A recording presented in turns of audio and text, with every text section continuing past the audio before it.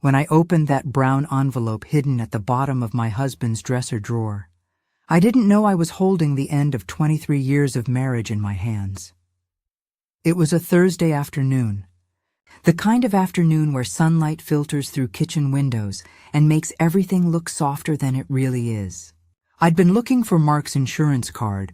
Our daughter Emma needed it for a doctor's appointment, when my fingers brushed against something that didn't belong. Thick paper, official-looking, tucked beneath his winter sweaters in a drawer I rarely opened. The envelope wasn't sealed. Inside were bank statements, not from our joint account at First National, not from any account I'd ever heard of. The name on the statements was his, Mark Anthony Coleman, but the balance made my knees buckle. $127,000, $127,000, sitting in some account I knew nothing about, growing quietly, secretly, while I'd spent the last 2 years worrying about whether we could afford to fix the roof. My hands started trembling. I sat down on the edge of our bed, the bed we'd shared for over 2 decades, and stared at those numbers until they blurred. The afternoon light that had seemed so gentle moments before now felt harsh, exposing. I could hear the refrigerator humming downstairs, a car passing on the street, the thud of my own heartbeat in my ears. We'd been married for 23 years. 23 years of shared bills, shared dreams, shared struggles. We'd raised 2 children together. We'd survived my father's death, Mark's layoff in 2015, the year when money was so tight I took a second job at the grocery store just to keep the lights on. And through all of it, I thought we were honest with each other. I thought we were partners, but this envelope, these statements, this secret account, they told a different story. A story where my husband had been living a double life, where he'd been making decisions about our future without including me, where he'd watched me stress and worry and sacrifice, all while sitting on a fortune he'd never mentioned. I heard his car pull into the driveway. The familiar sound of the garage door opening, his footsteps on the stairs, and I realized I had about 30 seconds to decide how to handle the fact that my entire marriage had just become a lie. "Hey, babe." Mark's voice floated up from the kitchen. "I'm home." I looked down at the statements in my lap, then at our bedroom, the cream-colored walls I'd painted myself, the photos of our kids on the dresser, the life we'd built together. Everything looked the same, but nothing would ever be the same again. "I'm upstairs," I called back, surprised by how steady my voice sounded. "Can you come here for a minute?" His footsteps on the stairs, getting closer, and I sat there holding the evidence of his deception, wondering how you're supposed to confront someone you've loved for most of your adult life with proof that they've been lying to you all along. Let me take you back to the beginning, to before the envelope, before the secrets, before everything fell apart. My name is Catherine Coleman. I'm 51 years old, and until 3 months ago, I thought I understood my life. Mark and I met when I was 25 and he was 27. I was working as a receptionist at a law firm. He was a junior accountant at a firm down the street. We met at a coffee shop between our offices, one of those meet-cutes that sounds too perfect to be real. He spilled his latte on my briefcase. I laughed instead of getting angry. He bought me a replacement coffee and asked for my number. 6 months later, we were engaged.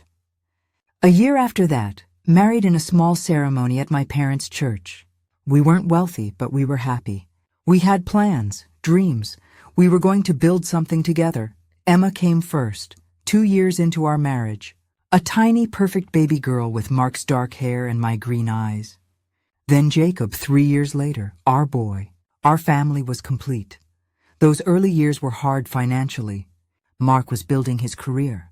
I'd quit my job to stay home with the kids. It made sense at the time, with daycare costs being what they were. We lived paycheck to paycheck, budgeting every dollar. But we managed. We always managed. Mark handled the finances. It just made sense. He was the accountant after all. He knew about tax deductions and investment strategies and all the complicated stuff that made my head spin. I trusted him. Why wouldn't I? He was my husband, my partner, the man who'd held my hand through 2 difficult pregnancies, who'd sat up with me when the babies wouldn't sleep, who'd promised on our wedding day that we'd always face everything together. Our life had a rhythm. Mark left for work at 7:30 every morning. I'd make his coffee, black, 2 sugars, and pack his lunch. After he left, I'd get the kids ready for school. Later, after they'd grown and moved out, I'd go to my own job at the library. Quiet work, peaceful work, organizing books, helping patrons, existing in a world of stories that all had clear beginnings, middles, and ends. Mark would come home around 6. We'd eat dinner together, nothing fancy, just whatever I'd managed to pull together. Chicken casserole, spaghetti, pot roast on Sundays. After dinner, he'd retreat to his home office to catch up on work. I'd clean the kitchen, maybe watch some TV, grade papers when I was volunteering at Emma's school. We didn't fight much. We didn't have those dramatic arguments you see in movies. If anything, our marriage was comfortable, maybe too comfortable. The kind of comfortable where you stop really looking at each other, where conversations become routine. How was your day? Fine. Yours? Good. And that was it. 23 years distilled into polite check-ins and familiar routines. But I didn't think anything was wrong. I thought this was just what marriage looked like after 2 decades. I thought the intensity of the early years naturally evolved into this quiet partnership. I thought we were solid. I thought wrong. The first sign that something was off came about 8 months before I found the statements. Small enough that I almost didn't notice. Easy enough to explain away. We were sitting at the kitchen table, going over bills like we did every month. Mark always handled the actual payments, but he'd show me the statements, walk me through where we stood. It was our ritual, our way of staying transparent about our finances. Except that month, he seemed distracted. He kept his laptop angled away from me, just slightly. Not enough to be obvious, but enough that I had to lean over to see the screen. Everything okay? I asked. Is it tight this month? He looked up, and for just a second, I saw something flicker across his face. Guilt? Worry? But it was gone so fast I couldn't be sure. Oh no, we're fine. Just got a lot on my mind with the Henderson account at work. Okay. I squeezed his hand. Well, let me know if you need to talk about it, he smiled. Close the laptop. I always do, Kath. You know that. But he didn't. Talk about it, I mean. And over the next few months, I started noticing more little things. Things that individually meant nothing but added up to something I couldn't quite name. He started going into his office more. Even on weekends. Just have to finish something up, he'd say. Work's been crazy. His phone started living in his pocket instead of sitting on the counter like it used to. If it buzzed while he was in the shower, he'd come out dripping wet to check it. Once, I picked it up by accident. I thought it was mine. They were the same model, and he practically lunged across the room to grab it from me. That's mine, he said too quickly. Then softer. Sorry, just, work emails, client confidentiality stuff. I believed him. Or I wanted to believe him, because what was the alternative? That my husband, my steady, reliable, slightly boring husband, was hiding something? Then there was the money situation, or lack thereof. For years we'd been meaning to replace our ancient HVAC system. It was on its last legs, barely limping through each summer and winter. I'd brought it up again in the spring. Mark, honey, we really need to deal with the air conditioning before summer hits. Last year it broke down twice. He'd sighed, rubbing his face. I know, Kath, but it's just not in the budget right now. Work's been slow. We need to be conservative. What about that bonus you mentioned? The one from the Mercer project? It wasn't as much as I thought it'd be. Already went to fixing the car, remember? I did remember. I also remembered him suggesting we skip our annual vacation that year. Let's just do a staycation, he'd said. Save some money. Be responsible. And I'd agreed. Because that's what you do when you're partners. You make sacrifices together. You tighten the belt when times are tough, except times weren't tough. Not for him anyway. He just let me think they were. There were other signs. The way he'd volunteered to handle Emma's college fund. Personally. The way he'd insisted on keeping our finances organized by not giving me access to his work bank account. It just makes taxes easier, he'd explained. The way he'd discourage me from looking at our credit reports. I already checked, we're fine. Each explanation made sense on its own. Together they formed a pattern I was too trusting to see. My sister Janet noticed before I did. We were having coffee at her house one afternoon, about 2 months before I found the envelope. "Kath," she said carefully, "does Mark seem different to you lately?" "Different how?"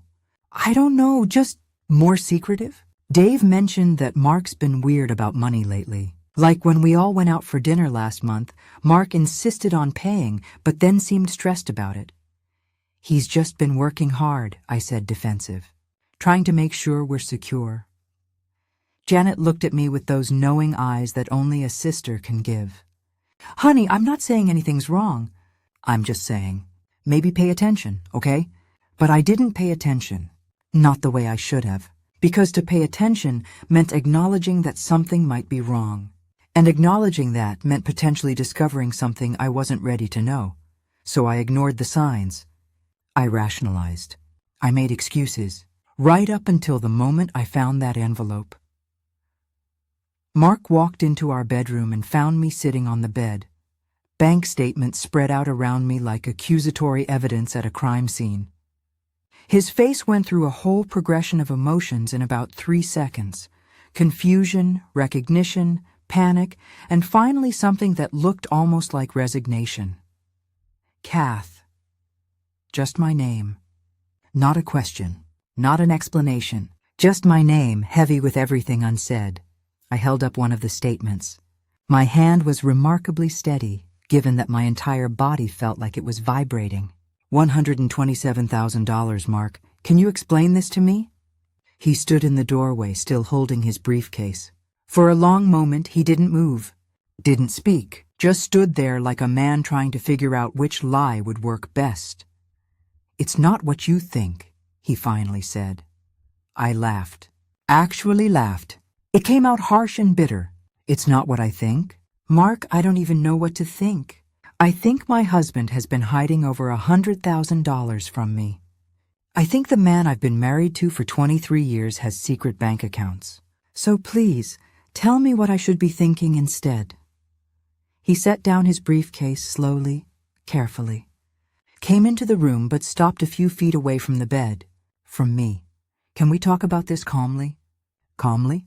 My voice was rising now, that steady control cracking. "You want to talk about this calmly? Mark, I found a secret bank account with more money than I've seen in my entire life. We've been using the same car for 8 years because we couldn't afford a new one. I've been buying clothes at thrift stores. We told Emma she couldn't go to her first-choice college because the tuition was too high. And all this time, you've been sitting on a fortune. I can explain, then explain." I stood up, statements falling to the floor around my feet. "Explain to me how you could watch me worry about money for years. Explain how you could let me think we were struggling when we weren't. Explain how any of this is okay." He ran his hands through his hair, a gesture I'd seen 1,000 times when he was stressed. "It's not like that.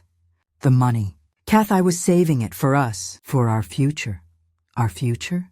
I repeated. "Our future? Mark, we're in our 50s. When exactly were you planning to tell me about our future? When the time was right? When the time was right?" I cut him off again.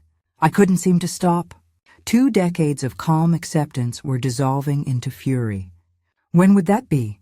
When I died? When we were too old to enjoy it? When exactly is the right time to tell your wife you've been lying to her for years? "I haven't been lying." "Don't."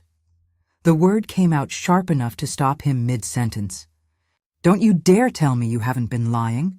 Omission is still lying, Mark. Hiding things is still lying. Letting me believe we were broke while you were secretly wealthy is absolutely lying." He sat down on the edge of the bed, suddenly looking older than his 53 years. "How did you find them?" The question caught me off guard. Not, I'm sorry. Not, you're right. Just, how did you find them? Like his main concern was his security being breached, not the betrayal itself.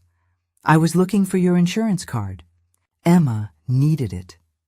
My voice had gone flat, cold. But I guess the real question isn't how I found them. It's how long you were planning to keep them hidden. He didn't answer, just sat there staring at his hands. Mark. I waited until he looked up at me. How long have you had this account? About 12 years. 12 years. I felt the air leave my lungs. 12 years. You've had a secret bank account with 6 figures for 12 years. It's not secret. It is if I don't know about it. My voice cracked. God, Mark, 12 years. That's more than half our marriage. What else have you been hiding? Nothing. Kath, I swear it's just the one account. Just the one? I pulled my phone from my pocket. Just one secret account? Well, that makes it so much better. Thank you for only lying about one massive thing. He reached for my hand, but I pulled away. The gesture, his hand left hanging in empty air, seemed to hurt him more than anything I'd said. Where did the money come from? I asked. Because it sure as hell didn't come from your regular paycheck. I see those deposits. He was quiet for so long I thought he wouldn't answer. Then, bonuses, side projects, some investments, bonuses. I repeated the word like it was foreign. You've been getting bonuses large enough to save over $100,000, and you never mentioned them. I was trying to build something for us. A safety net. After I got laid off that time, I promised myself we'd never be in that position again. So you lied to me instead? The tears were coming now hot and furious. You let me think we were barely scraping by? Mark, I took a second job. Do you remember? I worked at that grocery store for 2 years, on my feet 8 hours a day, because you said we needed the money. And the whole time, you had this? His face crumbled. Kath, no. I wiped my eyes roughly. You don't get to Kath me right now. You don't get to use my name like it's some magic word that makes this okay. What you did, what you've been doing, that's not protection. That's control. That's treating me like I'm some child who can't be trusted with information about our own finances. That's not what I was doing. Then what were you doing? I was shouting now. Actually shouting. Something I almost never did. Explain it to me, Mark. Make it make sense. Because from where I'm standing, my husband has been lying to me for over a decade, and I can't figure out why. The silence that followed was deafening. We stared at each other across the small space of our bedroom, a space that suddenly felt vast, unbridgeable. This man who I'd slept beside for 23 years, who I'd built a life with, who I'd trusted with everything, and I realized I didn't know him at all. I was scared, he finally said. So quietly I almost didn't hear him. I was scared of ending up like my parents, broke, desperate, unable to help our kids when they needed it. So I saved, and the more I saved, the more scared I became of telling you, because I knew you'd react exactly like this. Like what? I demanded. Angry? Betrayed? Yeah, Mark, I'm angry. You lied to me for 12 years. You watched me stress and worry and work myself to exhaustion, and you said nothing. What reaction did you expect? I thought, he said, and his voice was shaking now, that you'd understand. That you'd see I was trying to protect us. Protect us? I laughed again, that same bitter sound. You know what would have protected us? Honesty, partnership, treating me like an equal instead of someone you needed to manage. That would have protected us, Mark. This? I gestured at the statements scattered across our floor. This destroyed us. The look on his face told me he knew I was right. But knowing didn't fix anything. Knowing didn't erase 12 years of lies. So what happens now? He asked. I looked at him, really looked at him, and felt a wave of exhaustion so profound it almost knocked me over. I don't know, I said honestly. I genuinely don't know. I didn't sleep that night. I lay on my side of the bed.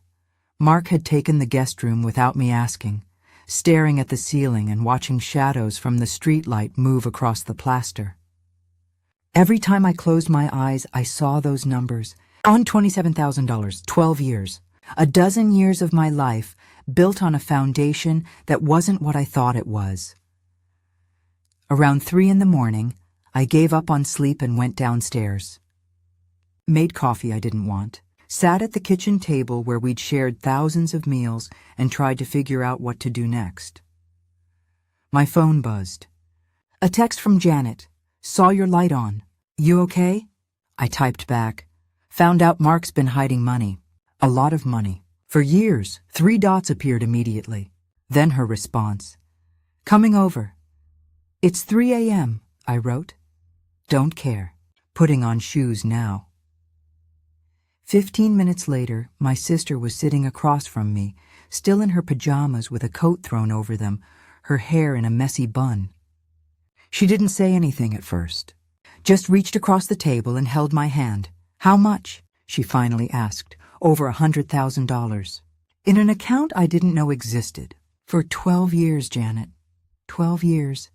She let out a low whistle. Holy shit, Kath. I know. What are you going to do? That was the question, wasn't it? What do you do when your entire marriage turns out to be a lie? When the person you trusted most in the world has been deceiving you for over a decade? I don't know, I admitted. Part of me wants to pack a bag and leave right now. Part of me wants to scream at him until my voice gives out. Part of me just wants to pretend I never found that envelope and go back to the way things were. But you can't, Janet said gently. You can't unknow this. I know. I squeezed her hand. Janet, he watched me work a second job. He watched me clip coupons and buy generic brands and stress about every expense, all while sitting on a fortune. He was controlling you, Janet said, her voice hard. That's what this is, financial abuse. Keeping you dependent, keeping you in the dark so you couldn't question him. I'd been trying not to think of it that way. But hearing Janet say it out loud made something click into place. Mark wasn't just lying.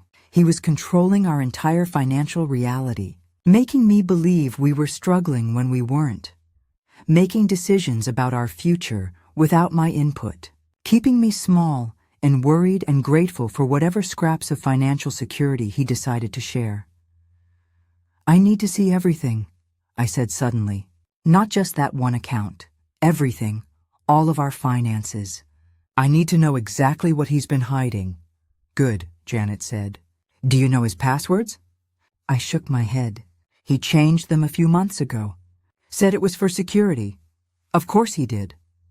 Janet pulled out her phone. Okay, first thing tomorrow you're calling a lawyer. Just to know your options. Then you're going to the bank and getting copies of all account activity in both your names. Then, Janet, I stopped her. I'm not divorcing him. At least, I don't think I am. She looked at me with something between pity and frustration. Kath, he's been lying to you for 12 years. I know. But we have kids together. A whole life. I can't just throw that away without at least trying to understand. Understand what? She wasn't being mean, just direct. He lied. He controlled you. He made you think you were poor while he was building a nest egg without you. What else is there to understand? Why, I said. I need to understand why. Why he felt like he had to hide this. Why he couldn't trust me with the truth. Janet sighed but nodded. Okay, but promise me something. Promise me you won't let him gaslight you into thinking this is somehow your fault. Because it's not, Kath. Whatever his reasons, this is on him. I promise. She stayed until dawn, until the sky started turning that pale gray that comes before sunrise. We didn't talk much more, just sat together in the kitchen, sisters, the way we'd done countless times throughout our lives when one of us needed the other. When she left, I went upstairs and stood outside the guest room door. I could hear Mark moving around inside, awake like me, probably dreading the conversation we'd have to have eventually. I didn't knock. I went to Emma's old room instead. She'd moved to Seattle after college and pulled out my laptop. If Mark wouldn't be honest with me, I'd find the truth myself. It took me 3 days to uncover the full extent of his deception. I started with what I could access.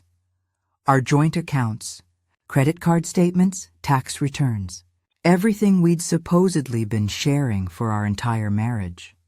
Then I dug deeper. I found emails Mark had forgotten to delete, correspondence with financial advisors I'd never heard of, investment portfolios, retirement accounts in his name only, property deeds for a rental house I didn't know we owned. The secret account wasn't the only secret. It was just the tip of the iceberg. By the time I'd pieced it all together, the real number was closer to $300,000. $300,000. Plus a rental property generating $2,000 a month in income. Income that Mark had been pocketing, reporting on taxes under complicated business structures I didn't understand, and never mentioning. I made a spreadsheet. Every account, every asset, every dollar I could find.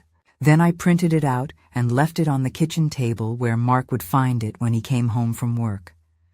The note I left on top was simple. This is what I know. Is there more? When I heard his car in the driveway that evening, I was sitting in the living room, hands folded in my lap, waiting. He came in through the kitchen. I heard him stop, heard the rustle of papers, heard the long, heavy sigh. He appeared in the living room doorway holding my spreadsheet. Kath, is there more? I asked, my voice calm. Too calm. The kind of calm that comes after you've cried yourself empty. More accounts? More properties? More lies? He shook his head slowly. No, this is everything. $300,000, I said. Each word precise, controlled, plus rental income, for over a decade. And you never thought to mention it. I was going to tell you, he said, and even he didn't sound like he believed it anymore. When? When I retired, I was planning to surprise you, show you that we were secure, that I'd taken care of everything. You were planning to surprise me? I stood up, that calm cracking. Mark, surprises are birthday parties and flowers. Not hiding a fortune for 20 years and then revealing it like some grand gesture. That's not a surprise. I don't even have a word for what that is. He set the spreadsheet down on the coffee table, sat down heavily on the couch. My father died broke, he said quietly. Did I ever tell you that? When he passed, they had $300 in their checking account and $40,000 in debt. My mother had to sell their house, move in with my sister. She spent the last 10 years of her life in a back bedroom, dependent on everyone, with nothing of her own. I had known his father died broke, but I'd never heard him talk about it like this, with this kind of raw fear. I promised myself I'd never let that happen to us, he continued, that I'd build something, save something, make sure that if anything happened to me, you'd be okay, the kids would be okay. So you lied to me for 12 years to protect me from your father's mistakes? I sat down across from him, too tired to stand. Mark, I understand being scared. I understand wanting security. But this? I gestured at the spreadsheet. This isn't protection. This is control. This is you deciding unilaterally what our financial life would look like without giving me any say. I know, he whispered. God, Kath, I know. It started small. Just a little savings account I didn't mention. Then it grew, and the longer I waited to tell you, the harder it became. How do you tell your wife you've been hiding thousands of dollars? Tens of thousands? It snowballed, and I didn't know how to stop it. You stop it by telling the truth. My voice rose despite my efforts to stay calm. You stop it by saying, hey, Kath, I've been saving more than I told you about, and I should have been honest. That's how you stop it. Not by letting it grow into this massive deception that's destroyed everything we built together. I was ashamed, he said, and there were tears on his face now. Every year that passed, I felt more ashamed, more trapped. I wanted to tell you so many times, but I was terrified you'd leave me, that you'd realize I'm not the man you thought I married. You're not, I said bluntly. The man I thought I married trusted me, respected me, saw me as an equal partner, but you? You saw me as someone to manage, to control, someone who couldn't handle the truth about our own money. He flinched like I'd slapped him. That's not... It is, though. I picked up the spreadsheet, looking at all those numbers. Our future, decided without me. Mark, every time I worried about money, you could have eased my mind. Every time I took on extra work or skipped something I wanted, You could have told me we were okay. But you didn't. You let me struggle because... Why? Because it kept me dependent? Because it made you feel like the provider? I don't know, he admitted. I honestly don't know anymore. Maybe all of that. Maybe I liked feeling like I was taking care of things. Like I was in control of something in my life. The honesty finally was almost worse than the lies. Because it meant this wasn't some misguided attempt to protect me. It was about him. His fears. His need for control. His inability to trust me with the truth. I want access to everything, I said. Every account, every investment, every password. I want complete financial transparency, starting right now. Okay. And we're going to therapy. Together. Because I don't know how to fix this on my own. And clearly, you don't either. Okay, he said again. And Mark? I waited until he looked at me. I'm not promising we'll survive this. I'm not promising I can forgive this. Right now, I'm just trying to figure out if I even want to try. He nodded, wiping his eyes. That's fair, but nothing about this was fair.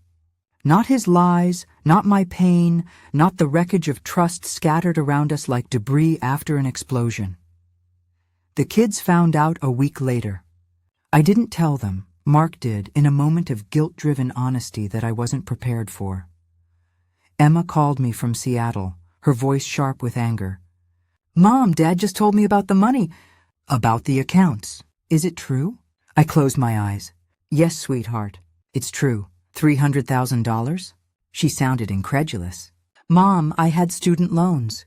I worked through college. You and Dad said you couldn't help more than the small amount you gave me. And all this time, he had $300,000? The pain in her voice broke something in me. I didn't know, Emma. I swear to God, I had no idea. How could you not know? Not accusatory, just genuinely confused. How do you not know your husband has that kind of money? Because I trusted him, I said simply. Because when he said we couldn't afford something, I believed him. Because I thought we were partners. She was quiet for a long moment. Mom, are you getting a divorce? I don't know yet. I think you should, she said, and the certainty in her voice surprised me. Mom, what he did, that's not a mistake. That's not forgetting to tell you something. That's systematic deception. That's financial abuse. There was that word again. Abuse. I'd been trying not to think of it that way, but hearing my daughter say it made it real. I'm still processing, I told her. I'm angry. I'm hurt. But Emma, he's still your father. We still have 23 years of history. 23 years where he lied to you, she interrupted. Mom, I love Dad, but I love you more. And you deserve better than this. After we hung up, I sat with her words. You deserve better than this, did I? After 23 years, was I still allowed to want better? Or was this just what marriage looked like after enough time? Compromises and disappointments and learning to live with less than you'd hoped for. Jacob's reaction was different. He came home. He only lived an hour away and found me in the kitchen making dinner. He didn't say anything at first, just walked over and hugged me, long and tight. Dad told me, he said when he finally pulled away. Mom, I'm so sorry. You don't need to apologize for your father, I said automatically. I know, but I'm still sorry you're going through this. He sat down at the table, the same table where he'd done homework as a kid, where we'd had countless family dinners. What are you going to do? I wish people would stop asking me that, I said, trying for lightness, but not quite achieving it. I don't know, Jake. I'm taking it one day at a time. Do you still love him? The question caught me off guard. Did I? I love the man I thought he was, I said slowly. I don't know if I love who he actually is. Does that make sense? Yeah. He was quiet for a moment. You know, when I was in college, I wanted to propose to Amy. Remember Amy? I nodded. His girlfriend junior and senior year. I wanted to buy her a ring, but I didn't have much money. So I asked Dad if he could help. He said no. Said I needed to save up myself, that it would mean more if I earned it. Jacob's voice was tight. And the whole time, he had hundreds of thousands of dollars sitting in secret accounts. Jake, I'm not angry at him for not giving me money, he interrupted. I'm angry that he lied to all of us, that he watched us struggle when he could have helped, that he made choices for our whole family without telling us. He looked at me with eyes that looked too old for his 28 years. Mom, I'm angry for you because you deserve to know. You deserve to be part of these decisions. That night, after Jacob left, I cried harder than I had since finding the envelope. Not just for myself, but for my kids. For the ways Mark's deception had rippled out and hurt them too. Emma with her student loans. Jacob with his proposal he couldn't afford. All the small ways Mark's lies had shaped their lives without them knowing. The hardest part came 2 weeks later. When my mother found out, I'd been avoiding telling her, but Janet, bless her heart, curse her mouth, mentioned it during their weekly phone call. Within an hour, my mother was at my door. Catherine Marie, she said, using my full name like I was 16 and caught sneaking out. Why am I hearing from your sister that your husband has been hiding money from you? Because I didn't want to worry you. Mom. She walked past me into the living room, sat down in her usual chair, and fixed me with that look that had made me confess to everything from broken vases to skipped classes. Tell me everything, so I did. The envelope, the accounts, the full extent of Mark's deception. She listened without interrupting, her face getting tighter with each revelation. When I finished, she was quiet for a long moment. Then, where is he? At work. Good, because if he were here, I might say something I'd regret. She reached over and took my hand. Baby, what are you going to do? Everyone keeps asking me that, I said, hearing the frustration in my own voice. Why does everyone assume I need to make some big decision right now? Can't I just exist in this for a while? Be angry and hurt and confused without having to have a plan? Of course you can, she said gently. But Catherine, I raised you to know your worth. And this man, I don't care that he's your husband. I don't care that I've known him for 25 years. He treated you like you were less than him. Like you couldn't be trusted with basic information about your own life. I know, Mom. Do you? She squeezed my hand. Because here's what I see. I see my daughter making excuses for him. Trying to understand why he did it. Trying to find ways to make it okay. And honey, I need you to hear me. There is no why that makes this okay. There is no explanation that justifies 12 years of lies. But we have a whole life together. You have a whole life built on sand, she interrupted. And now the tides come in, and you're seeing that there was never any foundation at all. The question isn't whether you can rebuild. The question is whether you want to. I don't know if I can just walk away from 23 years, I whispered. And I'm not telling you to, she said. But I am telling you not to stay just because you've already invested so much time. That's called the sunk cost fallacy, and it's a terrible reason to remain in a marriage. You stay because you want to, because you believe it can be fixed, because you still love him and trust that he can earn your trust back. Not because you've already put in 23 years and you're afraid to start over. Her words settled into me like stones, heavy, solid, true. I'm scared, I admitted. I'm 51 years old, Mom. If I leave him, I'm starting over at 51, alone, trying to figure out finances and living alone and everything. What if I can't do it? Catherine, my mother's voice was firm.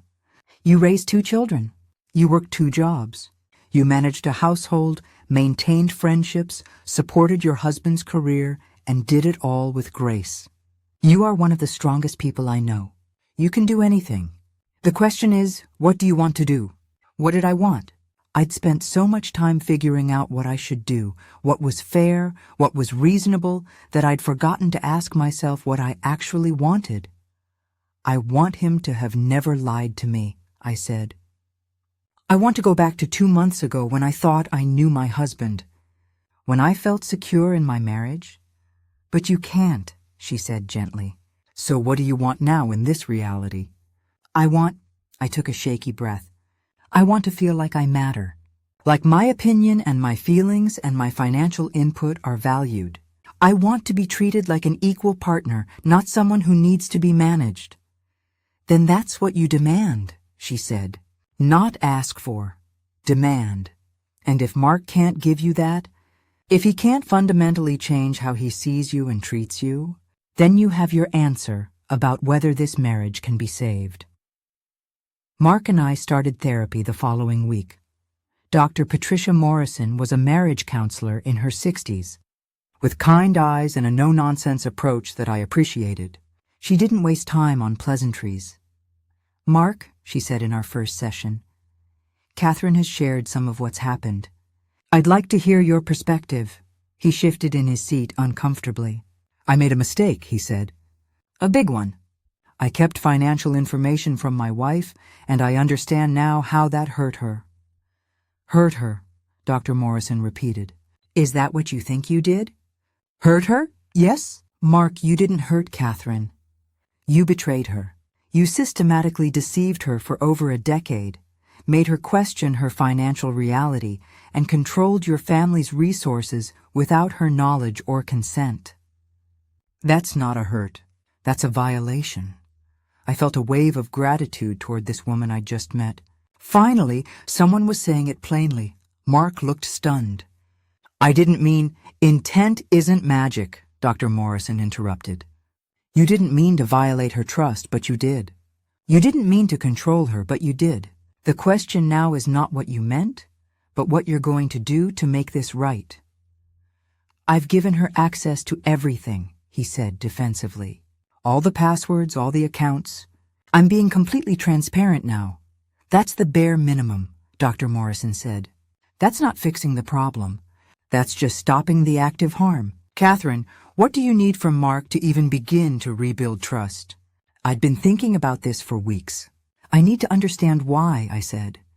Not just the surface reason, being scared of ending up like his father, but the deep reason. Why he felt like he couldn't trust me with the truth. Why he thought it was okay to make financial decisions that affected both of us without my input. Why my stress and worry and extra work didn't matter enough to him to tell me we were actually okay. Mark opened his mouth, but Dr. Morrison held up a hand. Don't answer that right now. I want you to really think about it. Go deep, past the easy answers. And Mark, I want you to understand that if your answer is anything less than completely honest, this therapy won't work. Catherine has been lied to for 12 years. If you lie to her now, in this space, you'll destroy any chance you have of saving this marriage. The sessions were hard, brutal even. We had to talk about things I'd been avoiding, like how Mark's father's financial failure had shaped his entire worldview around money. How his mother's dependence in her final years had terrified him. How he'd convinced himself that by controlling our finances, he was protecting me from that same fate.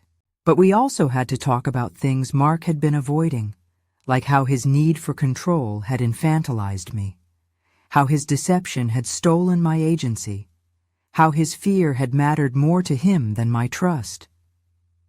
In one particularly difficult session, Dr. Morrison asked me, Catherine, if Mark did all the work, changed completely, became the partner you need, would you be able to forgive him? I'd been afraid of that question. I don't know, I said honestly. Some days I think yes. Some days I look at him, and all I feel is anger. I don't know if I can get past this. That's okay, she said. You don't have to know yet, but I want you to really examine whether you want to get past it. Because rebuilding trust after betrayal like this is exhausting work. It's constant. It's messy, and it only works if both people are fully committed. So I need you to be honest with yourself. Is this marriage worth fighting for? 3 months after finding the envelope, I still didn't have an answer to that question. Mark had done everything right since the revelation. Complete financial transparency, weekly therapy sessions. He'd written me a long letter taking full responsibility, acknowledging every way he'd hurt me, not making excuses. He'd apologized to Emma and Jacob. He'd even apologized to my mother, though that conversation had been as awkward as you'd imagine. But I still didn't know if I could forgive him. Some days were okay. We'd eat breakfast together, talk about mundane things, the weather, the news, what needed to be done around the house, and I'd almost feel normal. Then I'd see a bank statement, or hear him on the phone with our financial advisor, and I'd remember, and the anger would come flooding back. Other days were harder. Days when I looked at him and saw a stranger. When I wondered what else he might be hiding, what other secrets might be lurking beneath the surface of our life together. Emma called me one evening. "Mom, you sound tired." "I am tired," I admitted. "I'm tired of thinking about this, tired of being angry, tired of not knowing what to do." "Then maybe that's your answer," she said gently. "Maybe being this tired means it's time to stop fighting and just let go." "But what if I regret it?" I asked. "What if I leave and then realize I threw away a marriage that could have been saved?" "Or," Emma countered, "what if you stay and realize you wasted years trying to save something that was already broken?" After we hung up, I sat with that thought. Was our marriage already broken, or could it be fixed? I thought about the life Mark and I had built, the house we'd bought together, the kids we'd raised, the thousands of small moments that made up a marriage, grocery shopping and yard work and watching TV on the couch. Were all those moments meaningless now because they'd been built on lies? Or did they still count for something? I thought about trust, real trust, the kind that lets you be vulnerable with someone. The kind that says, "I'll show you all of me, even the scared parts, even the ugly parts, and I'll trust you not to use them against me." Could that kind of trust ever exist between Mark and me again? Or would there always be this shadow, this knowledge that he'd hidden things for 12 years? I thought about the future, about growing old together, about retirement, about grandchildren someday. Could I picture that life with Mark anymore?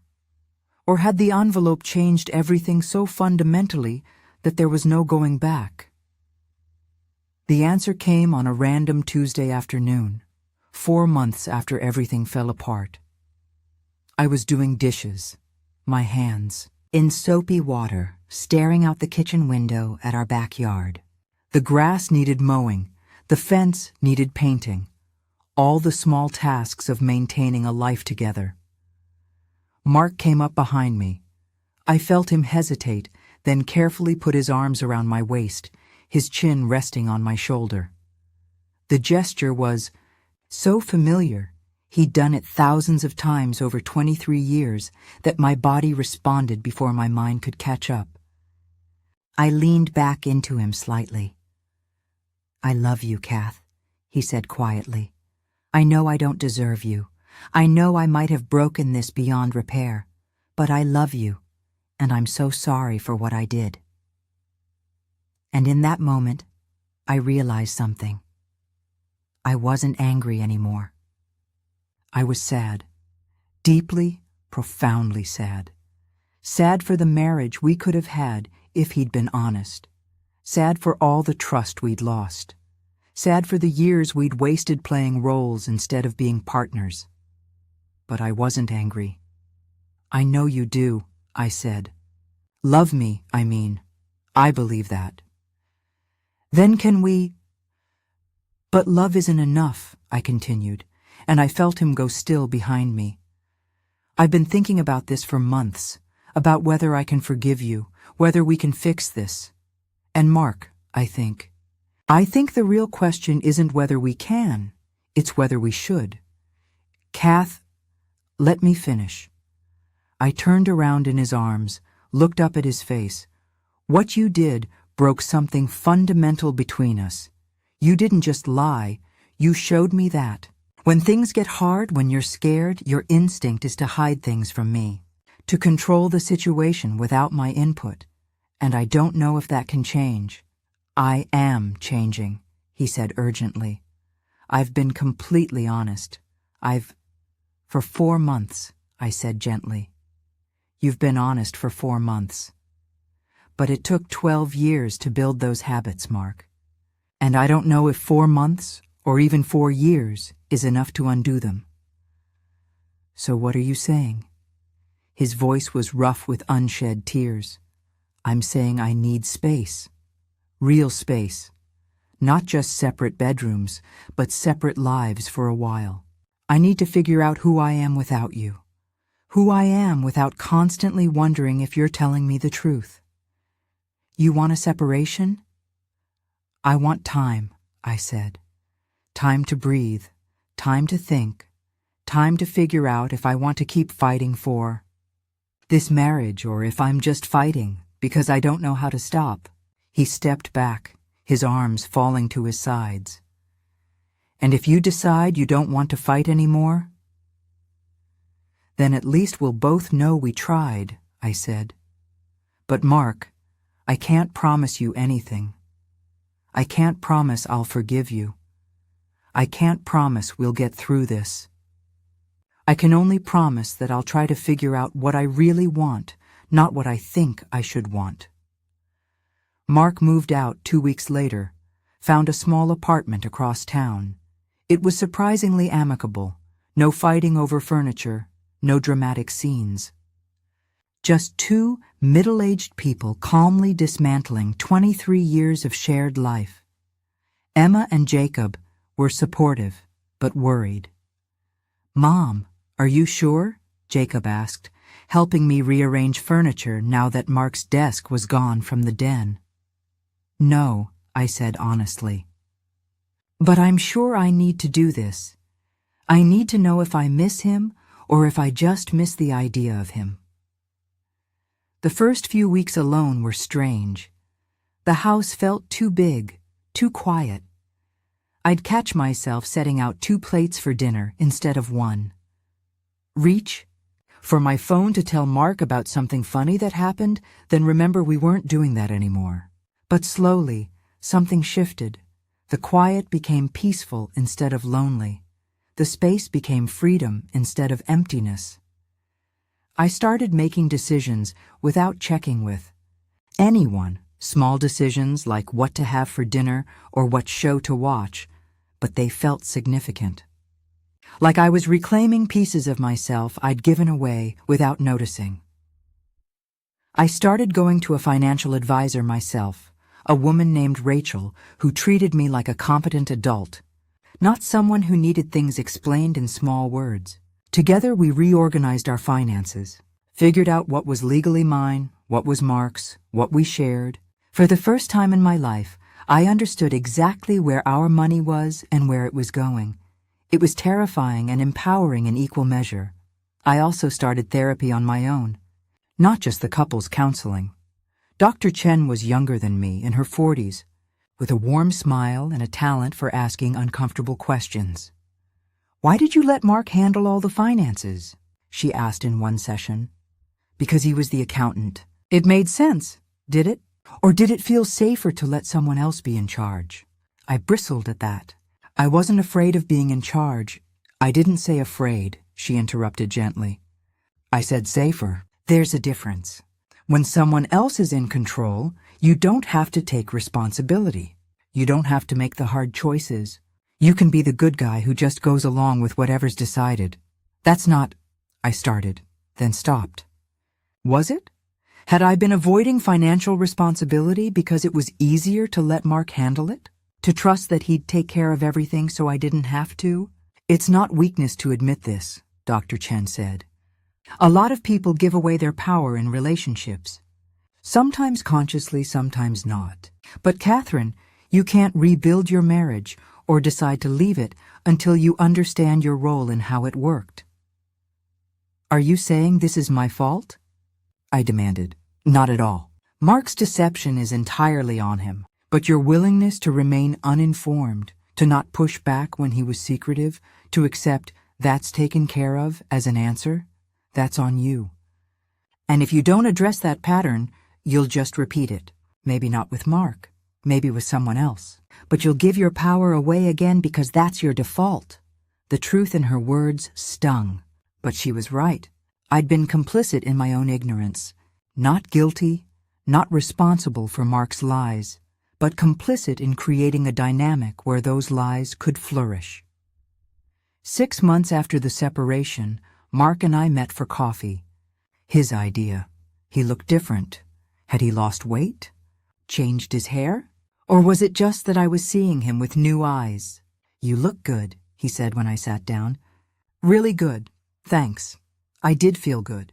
Lighter somehow, like I'd been carrying something heavy for years and had finally set it down. "How have you been?" "Lonely," he admitted. "The apartment's nice, but it's not home. Nothing's home without you in it." I felt a pang of sympathy but no urge to fix it for him. That was new. Old Catherine would have immediately tried to make him feel better. New Catherine just listened. "I've been doing a lot of thinking," he continued, "about what Dr. Morrison said. About really examining why I did what I did. And I sipped my coffee, genuinely curious. And I think—" He took a deep breath. "I think I spent so long being terrified of ending up like my dad that I became like him in a different way. My dad controlled my mom through having nothing. I controlled you through hiding everything. It was different methods, same result. You didn't have autonomy. You didn't have real partnership. And Kath, I'm so sorry. I'm sorry it took losing you for me to see it." "Losing me?" I raised an eyebrow. "Mark, we're separated, not divorced. I know. But I feel like I've lost you anyway. Even if we get back together, you're not the same person you were 6 months ago. And that's good. You seem happier, stronger. But it means the marriage we had is gone. If we try again, it would have to be something completely different." "Would that be so bad?" I asked. "Something completely different?" "No. If it means having you back in my life, I'd take whatever version of us you're willing to build." He reached across the table, not quite touching my hand, but close. "But I also understand if that's not what you want. If you'd rather just move on." I looked at his hand so close to mine, looked at this man I'd spent most of my adult life with, and realized something surprising. I didn't know what I wanted yet. But for the first time since finding that envelope, I was okay with not knowing. "I'm not ready to make that decision," I said. "I'm still figuring things out. But Mark, if we ever do try again, it has to be different. Completely different. Equal partnership. Total transparency. No more secrets, no matter how small. I understand. And I need you to understand that I might never trust you the way I did before," I continued. "That broken trust, it doesn't just heal because you're sorry. It takes years, maybe decades, maybe never. And I don't know if I have it in me to spend the rest of my life wondering if there's another secret account. Another lie, another thing you're hiding for my own good." He nodded. And I could see the weight of what I was saying settling on him. "So what do? "We keep doing this," I said. "Separate lives, individual therapy, maybe couples therapy if I decide I want to. And we see what happens. No pressure, no timeline, just see. Okay." He finally pulled his hand back. "Kath, thank you. For not hating me. For even considering giving me another chance." "I don't hate you," I said, and meant it. "I'm angry at what you did. I'm hurt, but I don't hate you. You're the father of my children. You were my partner for 23 years. That doesn't just disappear." But as I drove home from that coffee date, I realized something else. It also didn't mean we had to stay together. Love and history weren't enough if the foundation was broken, and I was finally okay with that possibility. A year after finding the envelope, I made my decision. It wasn't dramatic.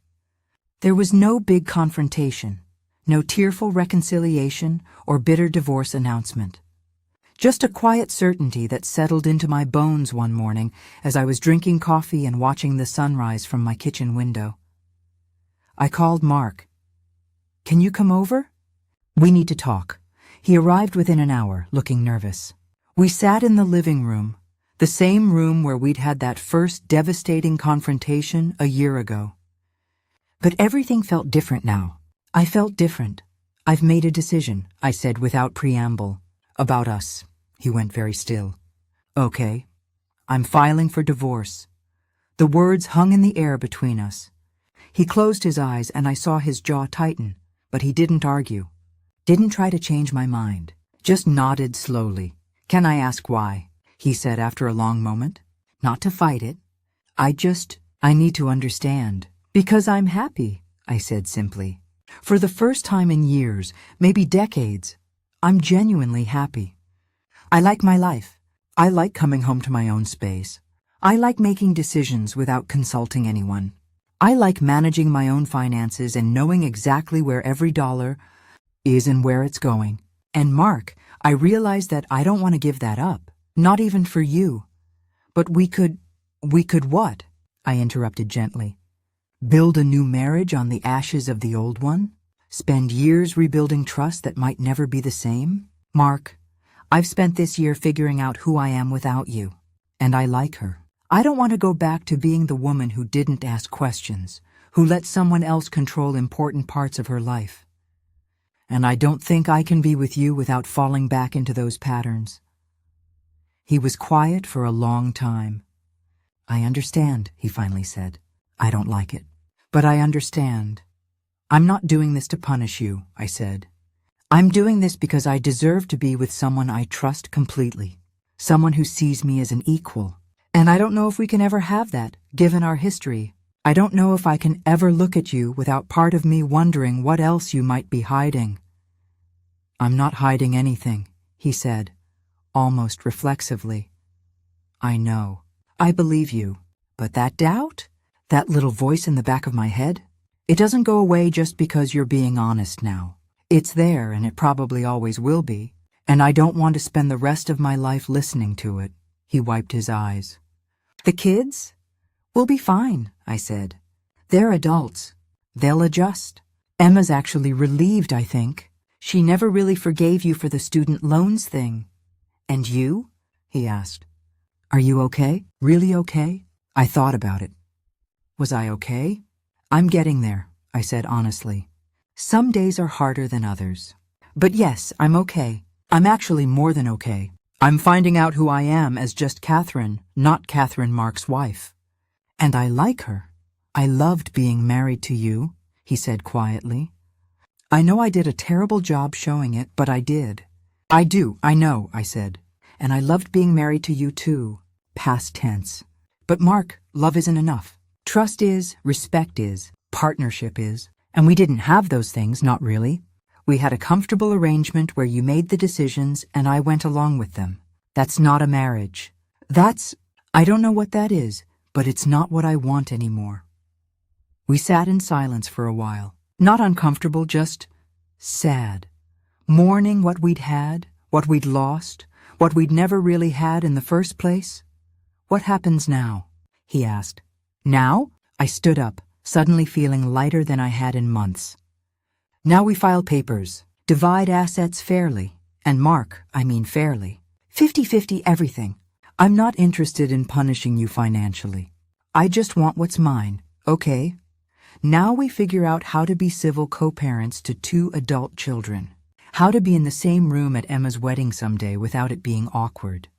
How to be grandparents together if that happens. I can do that," he said. "Now," I continued, "I get to start the next chapter of my life. And you get to start yours. And maybe eventually we both find what we're looking for, just not with each other." The divorce was finalized 6 months later. Clean, amicable as these things go. We split everything 50-50, just like I'd said. I ended up with $150,000 from the secret accounts, my half of his deception, which felt fitting somehow. Used some of it to fix the house, put the rest in investments Rachel helped me choose. Emma came home for the final court date, sat with me in the courtroom, held my hand when the judge asked if this was really what I wanted. "Yes, Your Honor," I said clearly. "This is what I want." Afterward, Emma took me to lunch. "How do you feel?" she asked. "Free," I said, and I meant it. "Sad but free. Does that make sense?" "Perfect sense." She squeezed my hand. "Mom, I'm proud of you. You could have stayed. A lot of women would have. But you chose yourself? That takes guts. Or stupidity," I joked. "I'm 52, divorced, starting over. Not exactly the plan. Plans change," she said. "The important thing is that you're happy." "Are you happy?" I thought about my life now. My little house that was all mine. My job at the library that I'd expanded into a full-time position. The finances I managed completely on my own. The decisions I made without consulting anyone. The peace of going to bed at night knowing that no one was keeping secrets from me. "Yeah," I said, surprised by how true it was. "I really am." 2 years after finding that envelope, I ran into Mark at the grocery store. He was with someone, a woman about our age, laughing at something he'd said. She had her hand on his arm, comfortable and easy. He saw me, and his face went through several expressions before settling on something like sheepish happiness. "Kath. Hi. Hi, Mark." I smiled at the woman. "I'm Catherine, Mark's ex-wife. Linda," she said, shaking my hand warmly. "Mark's told me about you. All good things, I promise." "That's generous, given the circumstances," I said, meaning it. We made small talk for a few minutes. Mark and Linda had met at his gym, been dating for about 6 months. She was a widow, had 2 grown sons of her own. They seemed happy together, and I was surprised to find I was genuinely glad for him. After they left, I continued my shopping, thinking about how strange life was.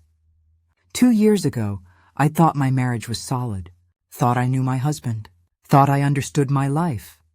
Now I was single, financially independent, and happier than I'd been in years. Mark was dating someone new. The kids were thriving. Emma had gotten engaged. Jacob had been promoted at work. We were all moving forward, just separately instead of together. And you know what? That was okay. Better than okay. Last week, I did something I'd been thinking about for months. I signed up for a financial planning course at the community college. Not because I needed it, necessarily. Rachel had taught me a lot. But because I wanted to understand it fully. Wanted to never again be in a position where someone could hide financial information from me, because I didn't know what questions to ask. The class is mostly younger people, which is intimidating at first. But the instructor, a sharp woman in her 30s, made a point on the first day that stuck with me. "Financial literacy isn't just about knowing how to balance a checkbook," she said. "It's about power. It's about not being dependent on anyone else to tell you the truth about your own resources. And it's never too late to learn. Never too late to learn. At 53, I'm learning to manage my own retirement accounts. To understand tax implications. To read financial statements without my eyes glazing over. Things I should have learned decades ago, but let Mark handle because it seemed easier. It's not easier. It's just different. And knowing what I know now, understanding what I understand now, I wouldn't trade it for anything. My name is Catherine Coleman. Well, Catherine Morrison now. I took back my maiden name after the divorce.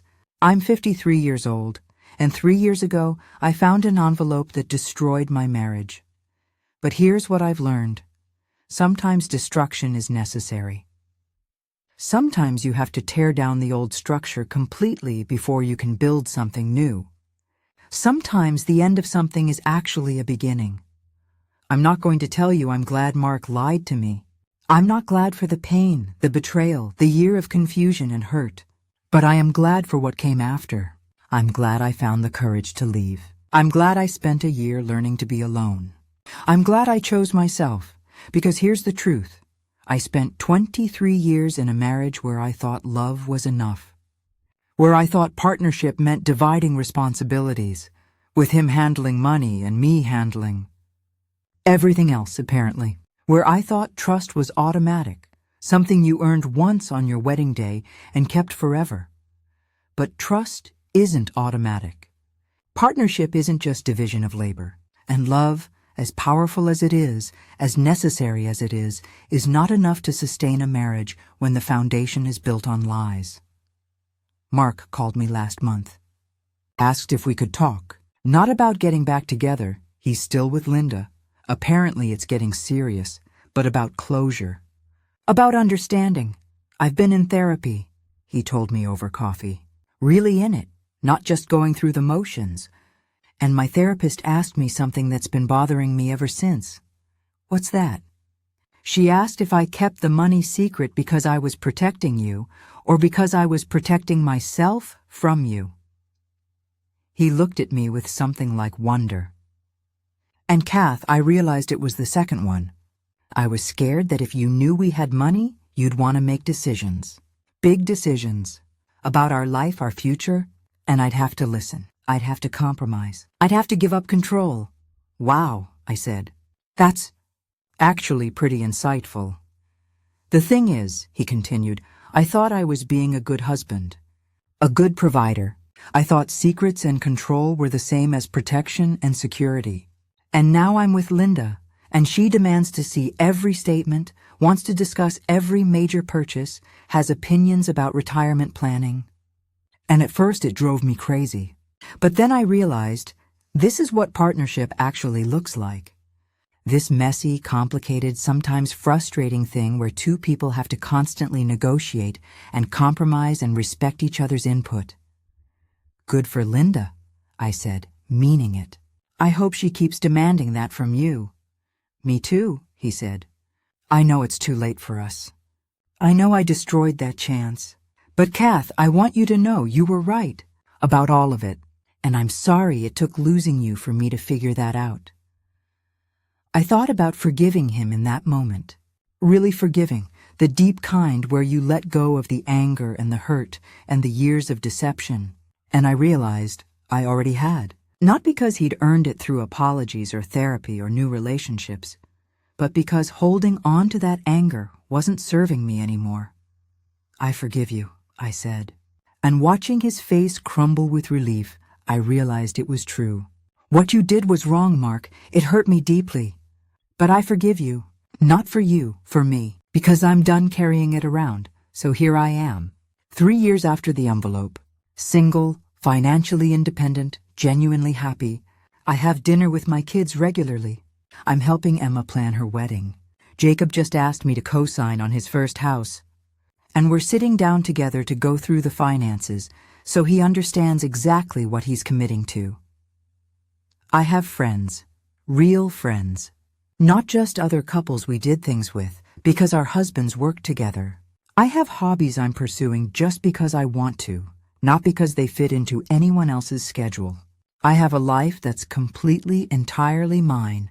And yeah, some days I'm lonely. Some days I miss having someone to share breakfast with, to discuss the news with, to sit beside on the couch while watching TV. Some days I wonder if I made the right choice, if I should have tried harder to save my marriage. But then I remember the woman I was 3 years ago. How small she felt, how uncertain, how willing to accept that's taken care of as an answer instead of demanding to be part of the conversation. How much of herself she'd given away without realizing it, piece by piece over 23 years. And I know I made the right choice. Not the easy choice, not the comfortable choice, but the right one. Because I deserve a partner who sees me as an equal, who trusts me with the truth, even when the truth is complicated, who values my input and my opinions and my right to make decisions about my own life. And if I never find that, if I spend the rest of my life single, that's okay too. Because I have something better than a comfortable marriage built on lies. I have myself. Fully, completely, honestly. And that's more than enough.